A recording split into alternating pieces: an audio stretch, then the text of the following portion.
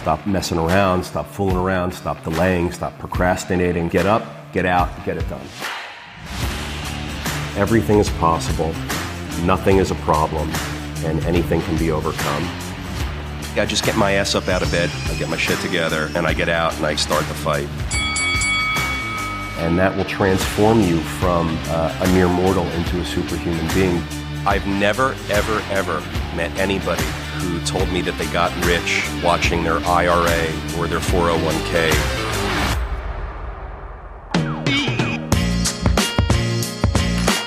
All right, welcome back to the Daily Cash Flow, Peter. This is episode 90. We're coming in on 100. That's really amazing.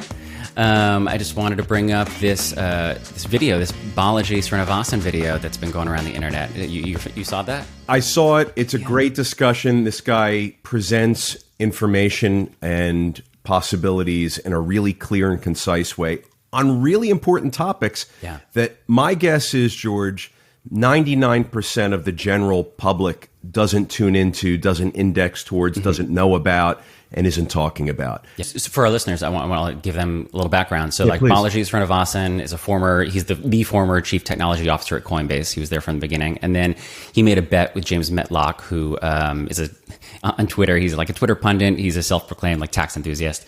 They made this bet back in March that if Bitcoin failed to hit 1 million within 90 days, that Srinivasan would send 1 million in Circle stablecoin, which for listeners that don't know, that's like a digital currency that's backed by cash.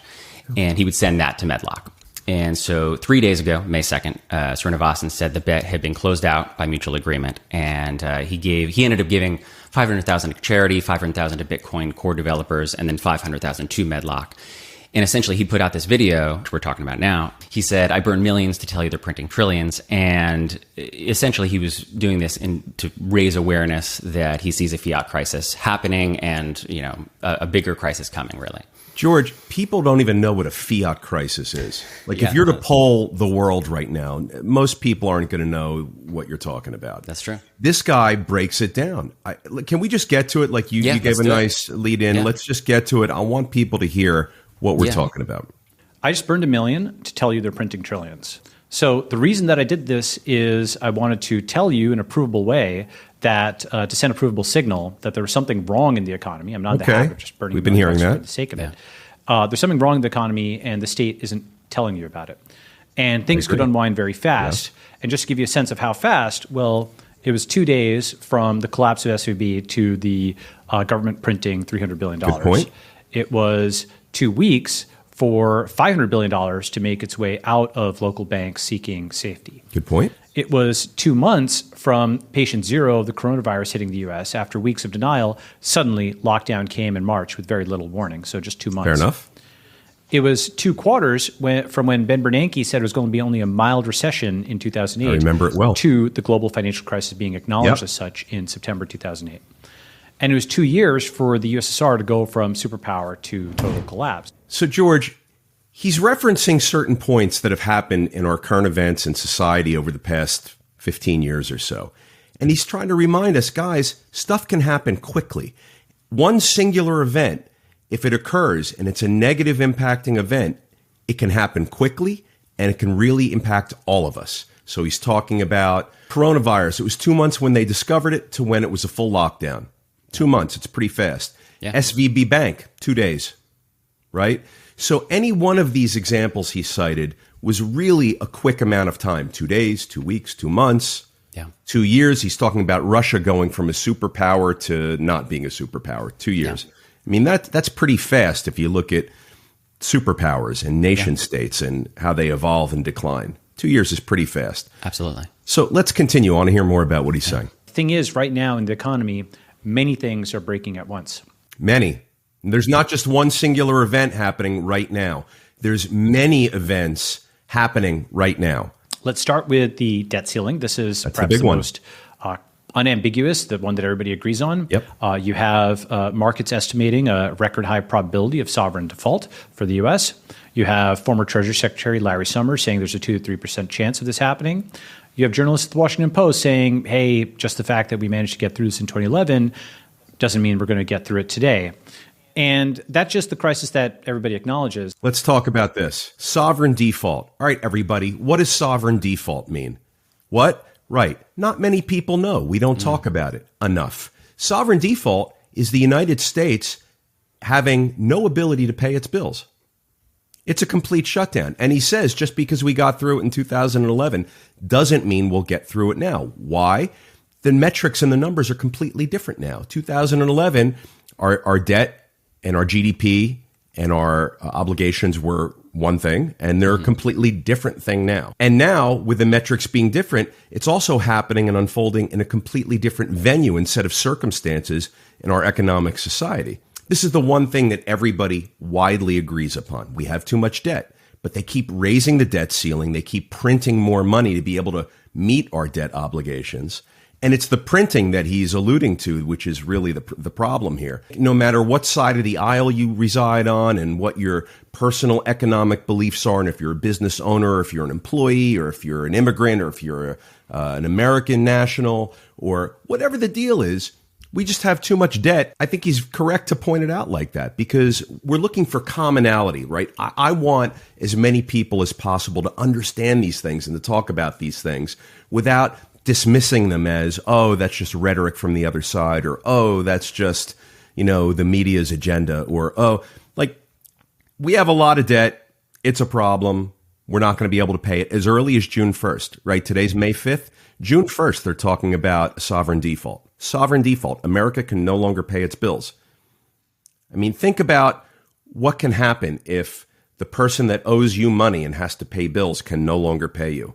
Think about the string of events that will occur. So this is a big deal. It's looming in front of us. We're on track. The train is headed towards the brick wall. Will it crash or not? So let's continue on and hear more about what he has to say. I just wanted to set the stage for everybody listening. I mean, George, I feel like we're talking to the common person, the everyday, normal, regular person. There's 300 million people in our country. I'm talking to 99.9% of them. The other 0.01%, I think they get this kind of stuff. They're academics, or they're in the industry, or they're finance people, and they're really paying attention. But the rest of us need to pay more attention to this. Yeah. Let's hit play. So with the banking crisis, Rubini is saying, basically very similar to what I've been saying, which is that most U.S. banks are technically near insolvency. In terms of dollar value of assets held, the failed banks are already comparable to 2008. And in fact, as of this week, they've passed them, with 3 of the 4 largest bank failures in U.S. history just happening within the last few weeks. Okay, this is not like a small thing. It's not isolated. It's not that the banking crisis is over. Stanford study found that there's $2.2 trillion in unrealized loss. $2.2 trillion of exposure from the rest of the banks that haven't yet failed, that are on the cusp of potentially failing. So that's $2.2 trillion right there. So, the issue is, though, if it's not just a debt ceiling crisis, not just a banking crisis, but wait, there's more. There's many more things that are breaking. So here's commercial real estate. Morgan Stanley thinks this could be worse than the financial crisis. Okay, 40% downturn. How many trillions? Projecting. Here's the bond crisis. So 2022 is the worst year on record for bonds in a long time. And that's because the government devalued lots of bonds, and everybody holds bonds, not just banks. Bonds were seen as a safe haven. That's a bond crisis, okay? It's not just banks. I appreciate his data. And that's why in The Guardian they're saying, is this financial crisis 2.0 where the safe haven isn't safe? Guess who else bought bonds besides banks? It was insurance companies. Insurance is under pressure. Life insurers, for example, 70% of their portfolio in this study was bonds. And if you remember AIG in 2008, when the insurance company fell, the backstop fell out. And of course, it's not just life insurance, it's other things. You might say, well, life insurance isn't going to pay out. Turns out that the collapse in life expectancy has broken a lot of actuarial projections. So life insurers are sweating for money, and it's coming out of portfolios that are underwater for, for the same How many trillions? Okay. How about the fiscal crisis? This is a partisan article, but it's true that there's $1.4 trillion in unfunded pensions. $1.4 trillion in unfunded pensions. We talked about this with Chicago. We talked about this with New Jersey. These states have these obligations to pay these pensions to their state workers. They don't even have enough money in their coffers and in their budgets to pay their obligations to the previous workers, let alone the existing workforce. That's 1.4 trillion. I'm interested as he goes through this list and as he presents his data. George, I'm keeping track of the trillions of dollars that are at risk. We heard 2.2 from the banking crisis. We're hearing 1.4 from the underfunded pension obligations. That's 3.6 trillion so far. I'm keeping a mental note as he lists the trillions, but I'm really interested in that number as he goes on. Please continue. $1.4 trillion in auto loans. With 1.4 in auto loans. We're up to 5 trillion right now. Student loans. So these were put on suspend for 3 years. You have $1.8 trillion as a 6.8 here, and payments are going to resume. You've got credit card debt. That's $930 billion. 7.8 to roughly $1 trillion. That's also at all-time highs. And there's yet more things that are breaking globally. Okay, you have the Ukraine crisis, where that's $75 billion directly, according to the Council on Foreign Relations, and it's more than $1 trillion indirectly. How do we know? Well, it's $800 billion just for energy subsidies in Europe. 800 billion euros, about 700 billion USD at last exchange rate. So that alone is just this massive thing, and of course the indirect costs of all the businesses that are failing because of all the spiking energy costs. You have de-dollarization. We talked about this. We did. Turkey, China, Russia, Saudi Arabia, some African countries. There's a whole list of countries that are trying to de-dollarize their nations and get them off of the dollar. They don't want to trade in the dollar. They don't want to recognize the dollar. They don't want to use the dollar. George, this process, I think, is massive. And I wish he would highlight it even more, perhaps separately from this video, but in a future discussion. George, if these countries go off of using and trading in the dollar currency, the US dollar, there's so much less demand for the dollar, it's going to crash our currency. We're going to have big problems. Yeah. This is exactly what Bitcoin was invented for, by the way. So keep an eye on that as a reciprocal effect. Let's continue on, but I want to point out we're at like 8 or 9 trillion right now of current at-risk exposure, plus the de-dollarization of our currency, which is massive. It's everything. De-dollarization is happening at studying pace, according to Stephen Jen at Bloomberg. There's China's yuan, there's India internationalizing its rupee. Many countries, dozens of countries, are partially or fully moving away from the dollar as a medium of exchange at a minimum, even if not as a store of value. Sovereign defaults are at a record high. Okay, so you have 14 sovereign defaults in 3 years versus 19 in the preceding 20. 14 and 3 versus 19 and 20. 14 sovereign defaults in 3 years versus 19 sovereign defaults in the past 20. Yeah. Look at the rate and the volume of sovereign defaults. And what did we talk about just a few minutes ago? United States is on its way to being a sovereign default nation. June 1st, as early as June 1st, it could cease to have the ability to pay its bills and its obligations. Sovereign default. This is big stuff. And as we wake up in the morning and brush our teeth and get dressed and go to work, we're not thinking about this. We got to be thinking about this stuff. Any one of these things is big enough to be concerning and should inspire us to strategize and make some decisions for our family, for ourselves, for our community. But you've got a whole list of things that he's discussing here. Any one of these things merits your attention and your time. And he's got 10 of them he's listed so far, all happening right now. 14 sovereign defaults in 3 years versus 19 in the past 20. People pay attention. High net worth people are already seeing this. High net worth institutions are seeing this. They're already moving assets or doing things. Been talking so here's about Alon that for years. just the other day saying he sees all the economic data in the world. He thinks the cemetery is filling up fast. Okay, cemetery. And I think it's probably even more than a severe recession, but he's already there. Here's a map of millionaire migration. As of 2022, yes, people are leaving Russia, they're leaving China, they're leaving Hong Kong, and they're still coming to the U.S. as of 2022, but the numbers are way down. It used to be 10,000 plus millionaires coming to the U.S. in 2019. It's now about 1,500. It's an 86% drop in just 3 years, probably going to go negative. So millionaires are changing allocation and Let's stop right there. Millionaires are changing location and allocation of their resources and their jurisdictions. We've been talking about this for several years now. If you tax too much, people will leave. If you over-regulate and make it too difficult, people will simply relocate. If there's a more favorable jurisdiction in which to do business and to be taxed a lesser amount, people are going to flock to that jurisdiction. He's recognizing it here, and he's adding that to the recipe, the mix, the formula, with all the other things that are happening in our world right now.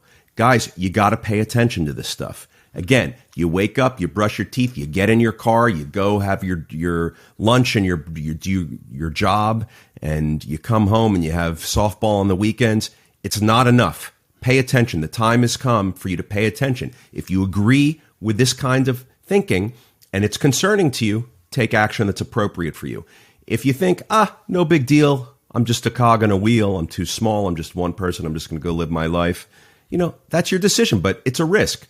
I want people to be informed, and I want them to be aware of what's happening in this world. I'm so blown away by this video that this guy made because he lists all of them. He didn't miss a thing. Let's continue. Banks outside the West loading up on gold. It's a colossal central bank buying. Look at that curve. It's just up and to the right. And so billionaires, millionaires, central banks, they're all seeing something coming and they're allocating. Not everybody, of course, but some smart money is doing that. And so then, of course, the question is, okay, but when? Everybody wants to know exactly when things are going to happen. So I don't have a crystal ball. My guess is 10% months, 70% years, 19% decades, 1% centuries. Okay, I can give a case for each of those. That when I say 10% months, what I'm saying is, we have some serious crisis in months, or 70% I think it happens in years. And one way of thinking about this is sort of the, stay in dollars or exit spectrum. If you think the current status quo of printing can go on for an endless amount of time, the U.S. establishment de facto believes it can go on for centuries, then you stick on one side. If you are seeing fire alarms, you're seeing klaxons, then you exit, whatever that means to you. So this is the crux of it right here, George. Do you think the central bank can continue to print on an ongoing basis ad infinitum forever? If you do, because this is the way our society's been since forever. They just keep printing more money. If you feel like that's just going to continue, then this whole discussion we're having is a moot point, and you can go about your day and enjoy your time and do the same thing you were always doing, because they're just going to print more money to save banks, to issue credit, to manipulate the quantitative price and easing and tightening and the price of money and interest rates. They're just going to continue to print. That's all they've been doing. If you think they're going to continue to do it, then you can exit this right now and go back to your day.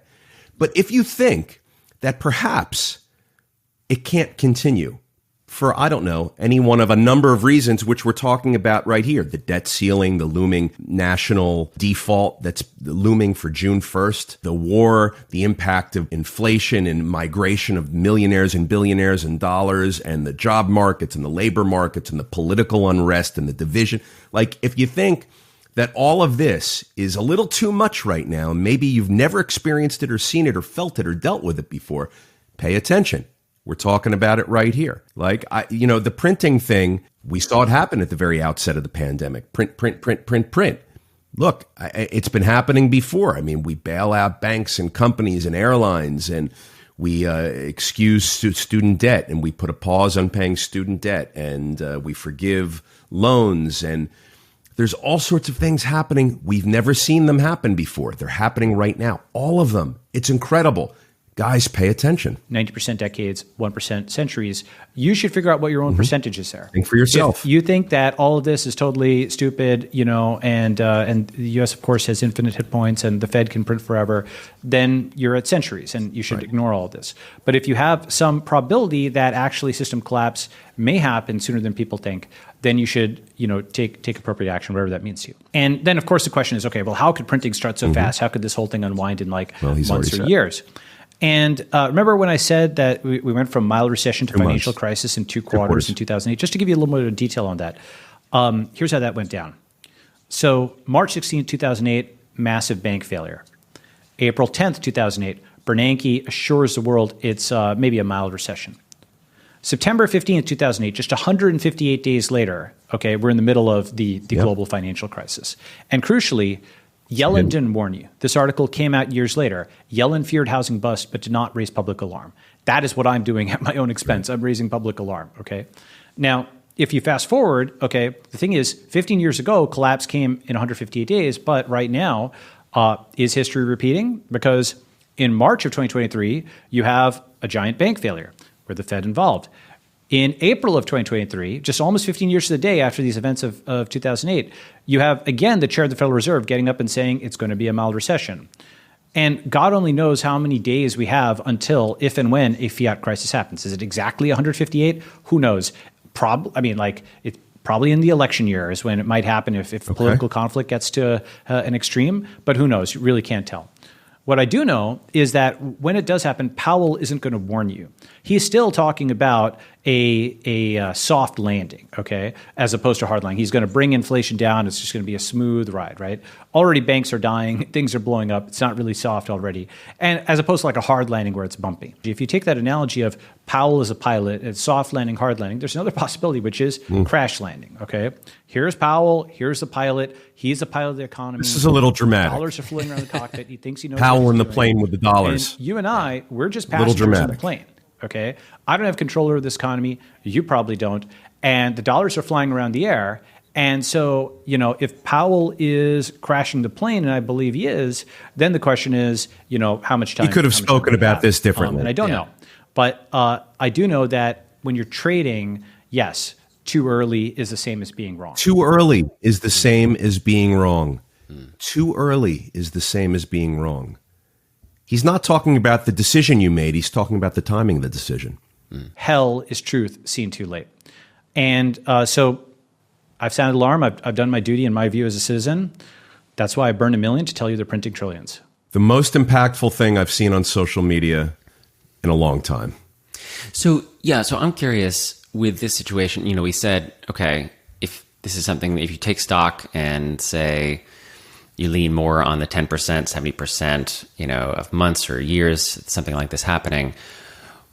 What are the preparations? What are the steps? What are the strategies that we have to start considering depending upon what place we hold in society with this? Because obviously, everyone. The answer to that's going to be different for everyone, depending on whether you're an individual, you're young, you're old, your age, whether you're part of a company. If you're talking, it's going to vary. Yeah, and I think that maybe I'm asking not so much for you to give a prescriptive thing for all of society, but I guess maybe how are you thinking about it for yourself? So I think the only answer, let's say he's right, and that all of these things, the student loan crisis, the looming auto loan crisis, the looming sovereign default, the debt ceiling, like all of this stuff. Let's say he's right.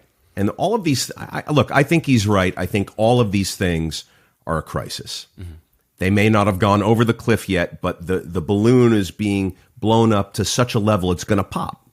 And for each one of these things, the sovereign default, the auto loans, the student debt, international purchasing and hoarding of gold, the migration of money and assets away from certain places and towards others. All of this is happening right now. If he's right, the only thing I can think of that saves the day is more printing. It's the only thing, because I don't know how you don't flood the system with more capability and allow these things to occur.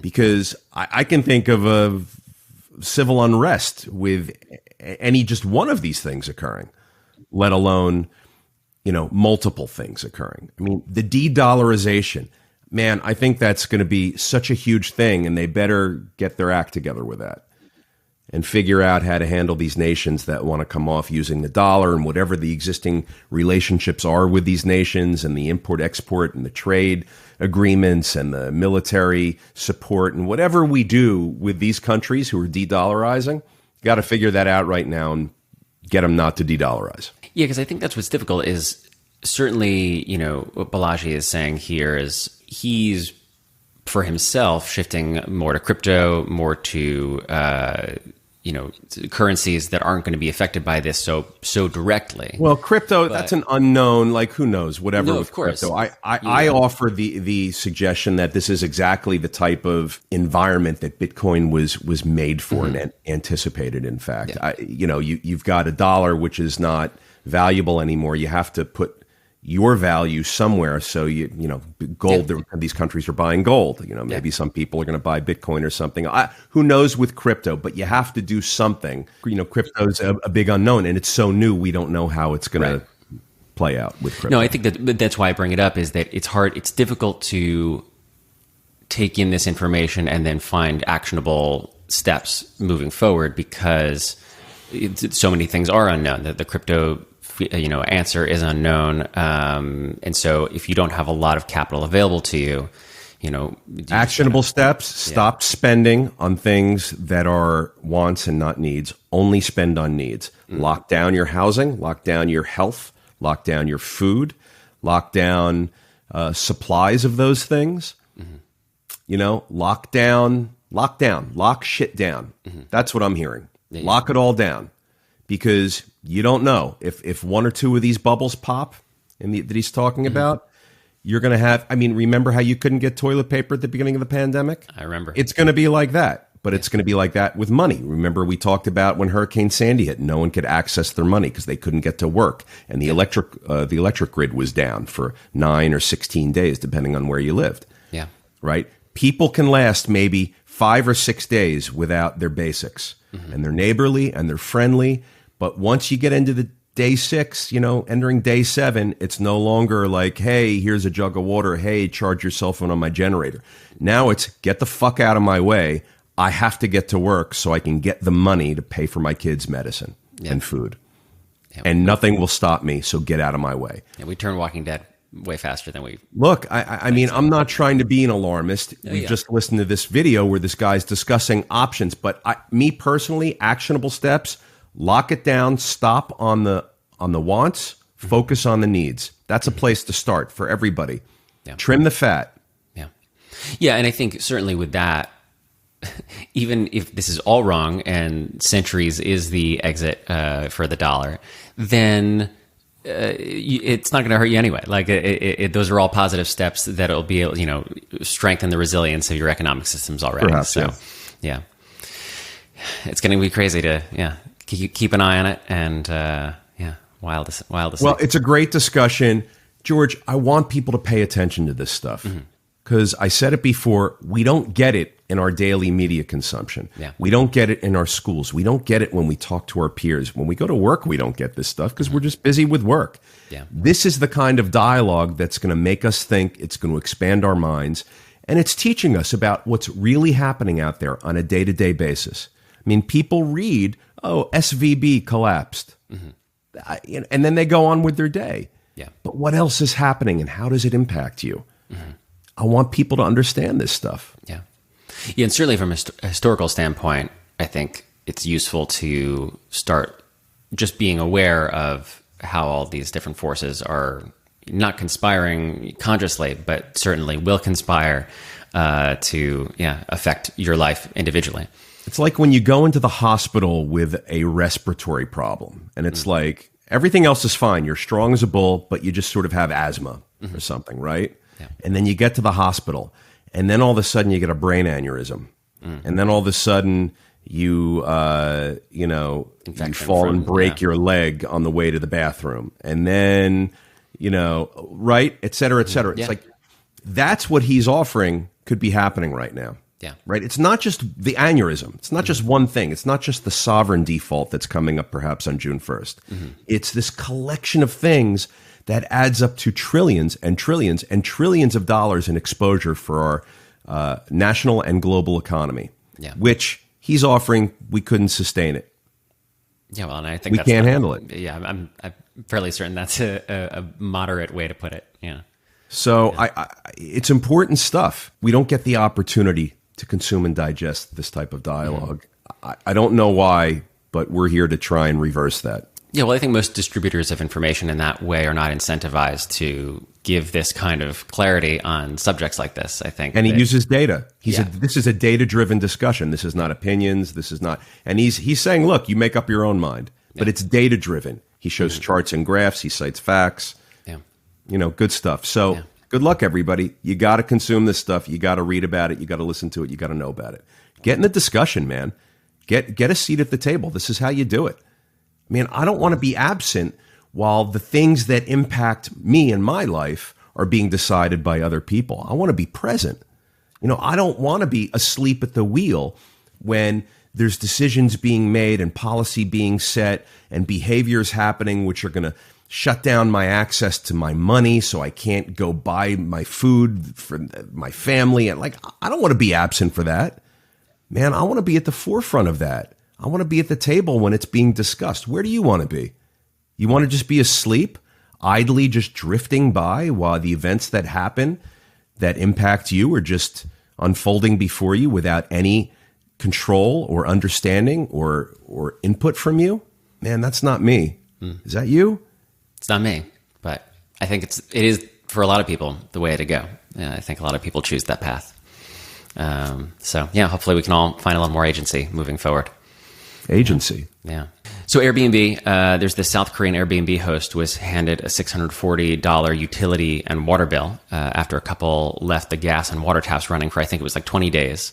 And it was like in retaliation for they wanted to cancel and they couldn't cancel. I know you typically focus on more long-term housing, but have you ever had an experience like this? And like, what steps do you recommend property managers or owners to mitigate horrors like this? Yeah. Listen, I am not in the Airbnb business for multiple reasons, but I'm in business. And in business, you have relationships, contractual relationships with many different people. Your customers are one of them. So this Airbnb host has a contractual relationship with their guest. The guest wanted to, you said, have an early cancellation, but the host wouldn't let him out. Mm-hmm.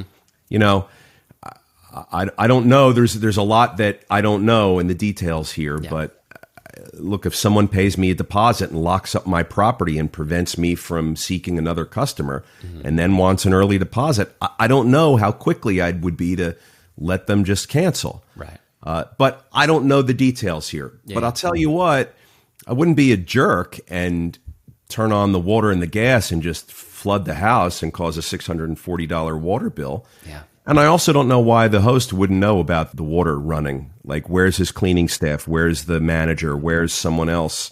Did he not have another guest that booked the next week?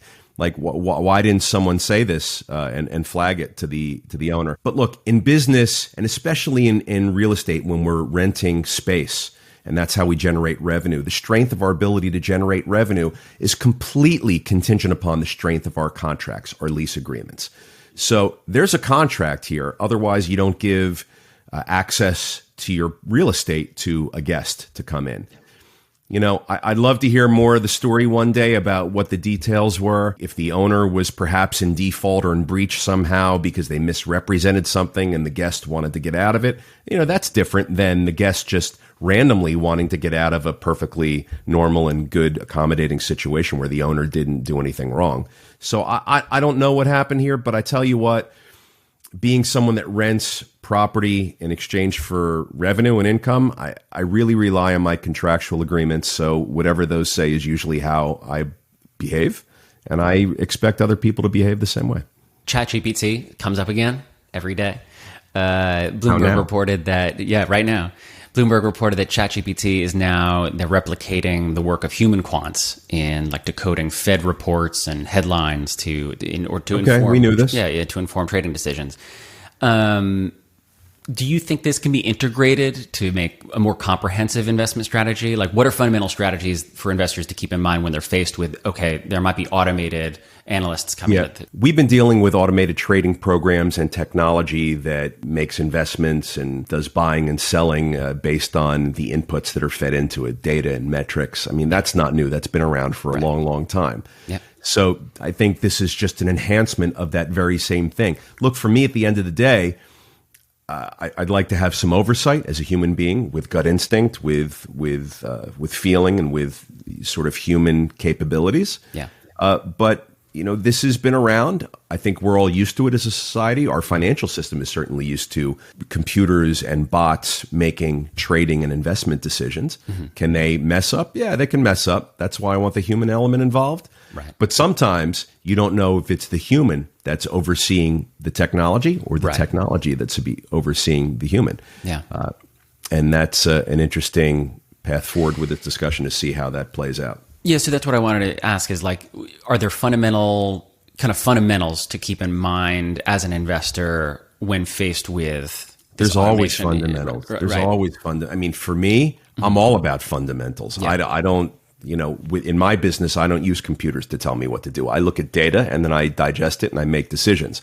So fundamentals are things like income and expenses, revenue, balance sheet, market size, market opportunity, cost of goods sold, supply chains, pricing for raw materials. I mean, these are inputs that you just can't get rid of no matter what industry or business you're in. And if you're trading and if you're trying to buy and sell stocks or equities or bonds or whatever it is you're trying to make a profit doing, all of those inputs impact that. I have to have some ability to digest all of this data in a human way for me. Well, because I think that's the danger moving forward is, you know, if you have a system like ChatGPT or another AI system that you trust and say like, oh, well, they got it. They're decoding what the Fed is saying. They're decoding what the headlines are saying. Trust but verify. Right. I think that goes cautiously back to optimistic. Yeah, I love that. You know, these things that allow you to have technology do some of the work for you, but you have to have checks and balances. Yeah. Yeah, I've heard it described as an intern, a not bad intern. Like intern. Yeah, so okay. like you always have to check their work. You always have to, you know, make sure to put your stamp on it. But that, yeah, it's helpful in some way. So, Bed Bath & Beyond, one of the infamous meme stocks from last few years, you know, they just recently declared bankruptcy. They've been on the cusp of this bankruptcy for like a decade. Forever, I know, crazy. And that's obviously why they were a meme stock. You know, that's why people were excited to drive things in that way. That's kind of what I want to ask you about is what's your take on the meme stock movement? I don't think we've ever talked about that. Well, here's my take on meme stocks. It's sort of like Dogecoin was to crypto, right? Zero utility, zero value. It was put up more or less as a joke, and people started trading it because they enjoyed the jokiness of it. And meme stocks, I mean, it's the same thing. There's no fundamental value in Bed Bath & Beyond. We can see historical downward trending metrics. We can see that they weren't able to compete with their online sales, and they didn't pivot when the pandemic occurred to building up a more robust online sales presence. Like they missed that whole boat. They've been teetering on this bankruptcy for years, as far as I can remember. They're selling stock that they own to generate cash to avoid a bankruptcy, which is inevitable anyway. I mean, there's been nothing good about the Bed Bath & Beyond story. So I don't have the fundamentals to trigger an investment. But as a meme stock, you don't care about fundamentals. I mean, it's not how I roll. But if you want to, I mean, a meme, it's complete gambling. It's like blindfolded gambling, meme stocks. I mean, it's even a joke phrase to me. I can't take it seriously. And I can't take anyone who invests, because it's not an investment, it's a gamble, in meme stocks seriously. There's no intelligent discussion to have around these meme stocks. George, the fact that there's even the word meme in front of the word stock implies a certain lack of credibility and a complete level of jokiness that I can't buy into. I need fundamentals. I need pure, sound, simple, time-tested fundamentals for me to engage in a dialogue, make an investment, make a decision. There's none of that here with a meme stock. There's none of that with Dogecoin. It's all bullshit. So I'm a hard pass on that stuff. Hard pass. I like it. Sticky rents. Rent growth is 17% higher than 2021 levels, according to rent.com. I don't know if that's accurate. What markets, what asset class, but yeah, continue. Exactly. Yeah. But the Morning Brew recently put out an article that speculated that this was not, in fact, due to institutional investors restricting supply, but claiming that rents are lagging indicators and that it was not, in fact, due to institutional investors restricting supply. I mean, there's a lot to unpack right there. Yeah, but absolutely. Please go ahead. I mean, I don't even know what that has to do with the price of tea in China, but I'll get to it. Yeah, and that just almost every indicator except for CPI was indicating that rent growth has peaked. That's what they're claiming or speculating. So Are we talking about single family homes? Are we talking about multifamily? What are we talking about? So that's the thing. I don't think they specified. I think the asset class is all at large, multifamily, just rental. You can't just have a discussion about rental, right? Because that's like having a discussion about construction materials are so much more expensive now. Well, no, lumber was, and then it came back down, and many more examples. I mean, there's things, it's still very hard to get a Viking fridge, right? And that's expensive. But you can't just say rental products more expensive. You have to break it down and segment out the market by product type and by location. So in multifamily, in many markets, we're seeing some growth. It's not as much growth as we saw the past couple of years. The data that I'm seeing implies that in the Northeast, rents are up. They're not up as much as they were in the 12-month period last year, but they're up a little bit now. I mean, we were seeing 20, 25% year over year rent growth. And now I think we're down to perhaps 10. or 12 or 17. I heard New Jersey, Central Jersey was 17. That's my market, is New Jersey. You have to talk about whether it's multifamily or whether it's single family. And you mentioned something. You said that the Morning Brew said, oh, it might be or it's not. What did the Morning... You mentioned something about the Morning Brew, how they inferred that it was institutional investors restricting supply. Well, let me tell you something. First of all, in any market, especially the rental housing market, it's the buyer that determines price, not the seller or not the property owner. It's the buyer 100% of the time. If the buyer wants to rent and they agree to the price, they sign. If the buyer doesn't want to rent, they reject it and they look elsewhere. That's the beauty of a free market, George. The buyer has the power, the buyer has the control. So there's this discussion about how the sellers or the property owners are creating these high prices and forcing buyers to sign leases. Well, it doesn't really work like that. The buyer is the one that ultimately has the decision and makes the decision if they want to set the market price. Look, there's a negotiation that happens. There's a discussion. There's options to the consumer, and they can review those options. And that's what free markets do. It's better for the consumer. It gives the consumer more options, and the consumer can decide which way they want to go. But to say that institutional investors are restricting supply, I think the inference is to keep prices high. Look, in multifamily, if you have a bunch of vacancies, you want to rent these vacancies.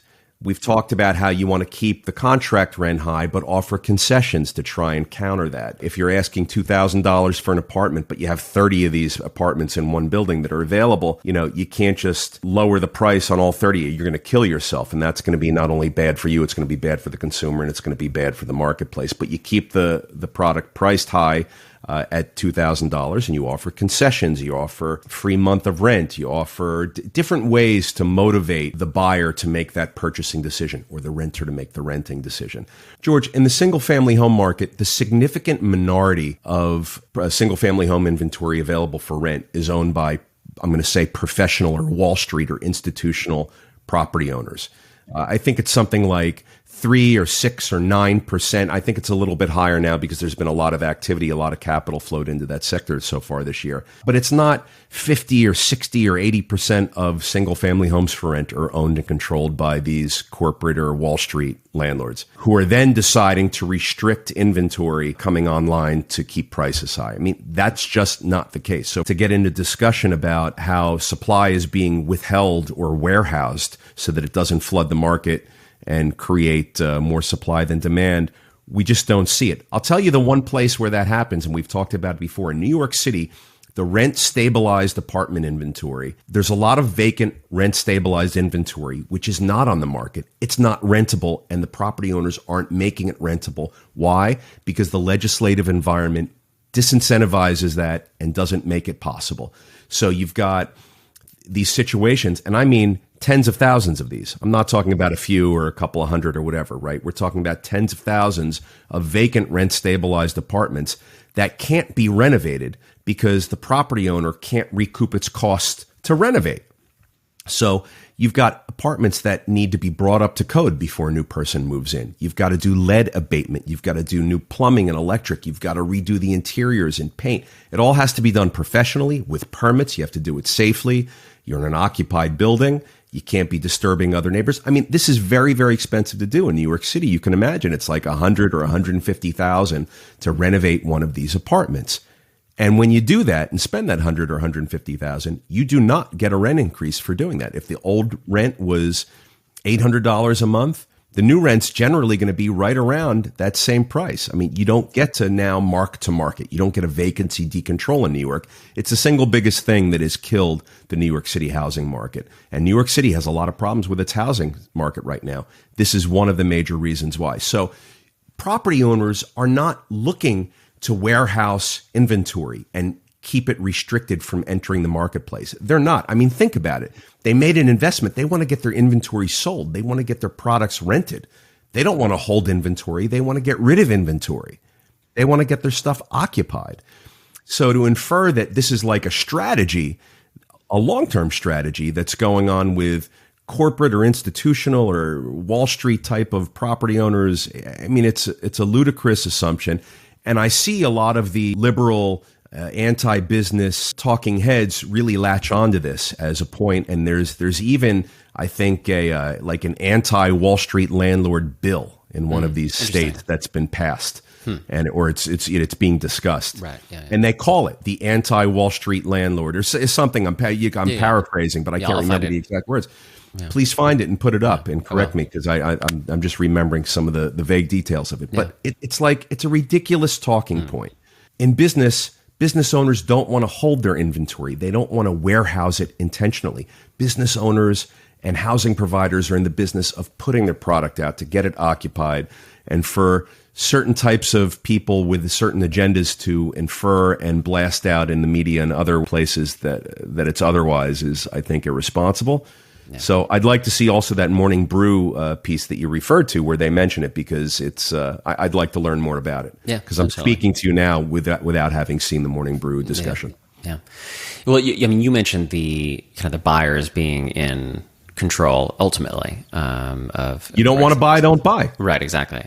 And so that was something I want to talk about with buttons in cars. It caught my eye that car makers buttons in cars. Are we talking about control buttons? Yeah. So instead of touch screens, that they're bringing buttons back into car manufacturing, like tactile, touch screens, manual, old school, analog. And this was not because of safety or because of kind of oversight. This was because of consumer backlash against touchscreens. It wasn't because of safety? No. Because I could see the safety element being a big part of that discussion. Yeah, I mean, I think it is part of the discussion, but I think... Because they tell us not to text and drive, but they don't tell us not to... watch TV on the touchscreen. Futz with our 21-inch screens while driving. Yeah, no, totally. And I think that's a valid argument as well. But I think the manufacturers that are, at least right now, putting in tactile buttons are saying that it's because of a lot of consumers have demanded this and said they want buttons. This is not unlike any other business with any other relationship with its customer. You have to listen to your customer and be in touch with your customer and care about what your customer wants, and then you got to give it to them. So if your customer wants widgets, give them widgets. If they want gadgets, give them gadgets. If they want buttons, give them buttons. If they want touchscreens, give them touchscreens. I don't know. It's business 101 to me. You're saying the safety element is not part of the discussion. Okay, so it's just a preference, like a user preference. They want more analog, touchy-feely knobs and buttons and controls. So, that's what I'm hearing. Yeah, so give it to them. Yeah. What do you care? As a manufacturer of automobiles. Like, totally. What do you care? Yeah. You know? Like if I'm in business and my customers ask me for a purple polka dotted baseball hats, I'm going to find out what size and how many they want. Otherwise I shouldn't be in business. Yeah, well, and that's what it kind of reminded me of that, what you said before, of like money talks, what do you want it to say? And that kind of being able to vote with your wallet and saying, well, what you purchase is kind of, the world that you create. The buyer, the consumer, the end user has so much power and so much control. We don't understand that, and we don't practice that, but we really do. We like to think that all these other factors are just spoon feeding us products and the pricing that we have to deal with in our daily lives as consumers. We're not. Look, we can just go somewhere else, guys. The free market allows that to happen. This is why we have to let free markets flourish. Consumers need options so that if they don't like door one, they go to door two, and then door one dies. I want these crappy, Bed Bath & Beyond. I want them to fail, because I can go to Wayfair and I can go to Amazon and Target and Walmart and get a similar product at a better price, and it's a better experience.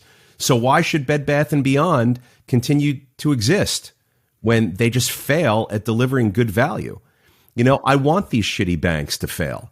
Like, why should they be in a competitive environment? Why should a shitty bank be allowed to continue to go on and be shitty at the taxpayer's expense? Why should the federal government bail them out with our taxpayer dollars? Just let them fail, And that's what you get in a free market. And when those shitty banks fail, and when those shitty Bed Bath & Beyonds and other companies fail, the strong ones rise up, and it's better for us as consumers.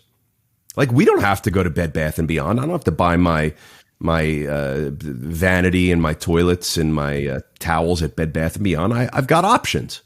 And I have options because I'm in a free market environment. You have to let the free market environment flourish and grow and be strong. I mean, you have to. Because without there being a free market, I'm stuck going to Bed Bath & Beyond, and I'm stuck paying a high price for their shitty towels. And there's other options. You got to make the options available. So that's how I see it.